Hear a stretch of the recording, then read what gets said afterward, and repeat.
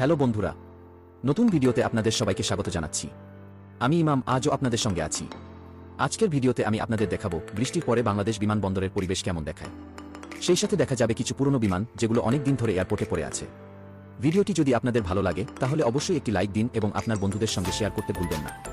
আর যদি আপনি এখনও আমার চ্যানেলে নতুন হয়ে থাকেন তাহলে দয়া করে চ্যানেলটি সাবস্ক্রাইব করে দিন। আপনার একটি সাবস্ক্রাইব আমার পরবর্তী ভিডিও বানানোর পেছনে অনেক বড় অনুপ্রেরণা হয়ে দাঁড়ায়। ধন্যবাদ ভিডিওটি দেখার জন্য।